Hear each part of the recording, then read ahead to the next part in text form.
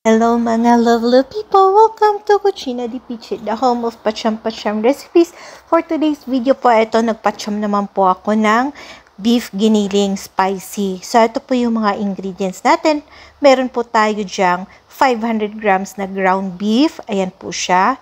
Tapos nilagyan ko lang din po ng sili, sliced chili, 5 cloves na chopped garlic, sliced onion, fresh parsley chop, 1 broth cube one broth cube beef flavor, tapos crushed black pepper.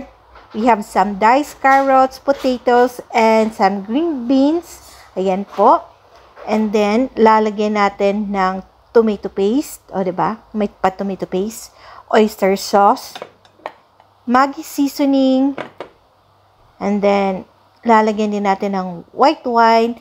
And of course, yung ating cooking oil. So, ayan po, procedure po tayo. So, ito ay papetek-petek lang naman. Mabilis tong recipe na ito. Kayang-kaya. Alam na alam nyo to. So, ginawa ko, ginulat-gulat ko lang muna yung ating mga gulay bago ko mismo talagang ginisa yung ating karne. So, pinagsabay-sabay ko na silang lahat kasi maghalos, magkapare-pareho naman yung mga size nila. So, kaya po importante na pagka po naggagaya tayo ng gulay, ay kung gusto po natin na medyo tipid-tipid tayo sa oras sa pagluluto, ay atin pong sikapin na magkapareho. Lalo na po kung halos pareho naman yung cooking time. So, using the same pan, para po tipid sa hugasin, syempre, ginisa ko na po dyan yung ating sibuyas at ating bawang. So, ayan po. Gisa-gisa lang. Tapos hanggang sa humalimuyak sila, nilagay ko na rin yung ating crushed black pepper. Ayan. So, ewan ko ba kung ba't gustong-gusto ko yung style na yan na ginigisa din siya. Feeling ko kasi parang mas aromatic pa siya, diba? Char. Ayun. So, ayan. Ready na yon. So, meron tayong pa tomato paste. Madalang lang talaga ako gumamit ng tomato paste sa mga recipes ko. Ewan ko baga. So, ayan, nilagyan ko lang siguro mga 1 tablespoon. Tama lang talaga para medyo magka-blush on lang yung ating giniling, di ba? So, ayan, pag nung ready na siya, nilagay ko na yung aking ground beef na medyo nag-yellow pa siya. Medyo ice pa, baby. Ice pa siya ng konti, no? So, di bali na. Okay lang yan kasi syempre, mga madali ang luto. After nung ground beef, nilagyan ko na rin ng white wine. And of course, yan po ay optional. Pwede kayo maglagay ng dry sherry. Hindi ko lang alam kung pwede bang tanduay dyan. So, lagyan na natin ng Maggi seasoning, pampalasa. Tsaka yung broth cube, nilagay ko na rin ba, yung beef flavor. And then, after that one, lalagyan, mahilig din ako sa oyster sauce kung napapansin nyo. Ayan, so, lalagyan na rin natin ng oyster sauce. Tapos, ngayon, mix-mix lang hanggang sa medyo maluto yung ating ground beef. Ngayon, so, syempre nga, nag-yellow pa siya. Buhol-buhol pa siya. So, tinakpan ko over medium heat para dahan-dahan, di naman din agad masunog. Ayan. So, tapos, tinatansya-tansya ko lang. Ayan, pinaghihiwa-hiwalay ko sila, diba? Divorce muna kayo dyan. Ayan, so, ayan, nung okay na.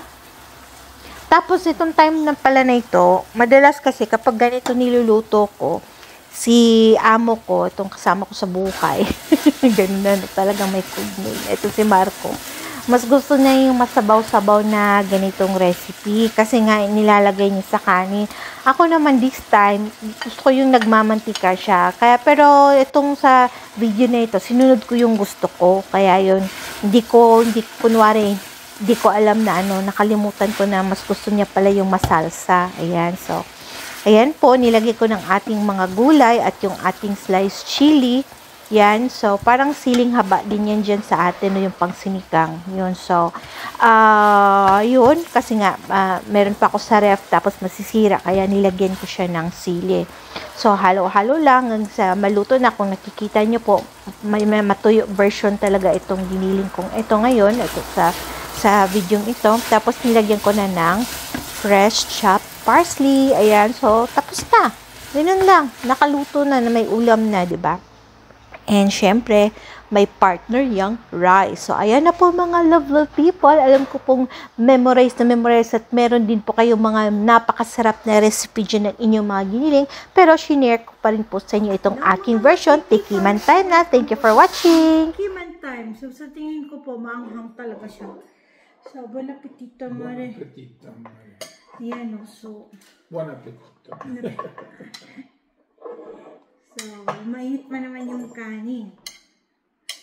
Tikman natin.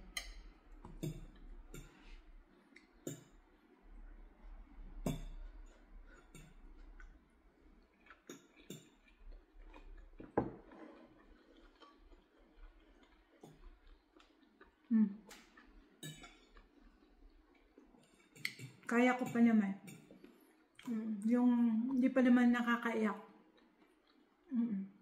Tsaka malasa. Kame? Pollice. Thumbs up daw. So, ayun po, di ba? Bahala na po kayong mag-invento. Kagaya po na sabi ko, ano lang po talagang sumagi sa utak ko pagka magluluto akong ganoon. So, kaya literal po talagang patyam-patyam, diba? So, thank you po mga lovely people for watching and sana po ay mag-enjoy kayo habang nagluluto kayo kasi napaka-importante po nun.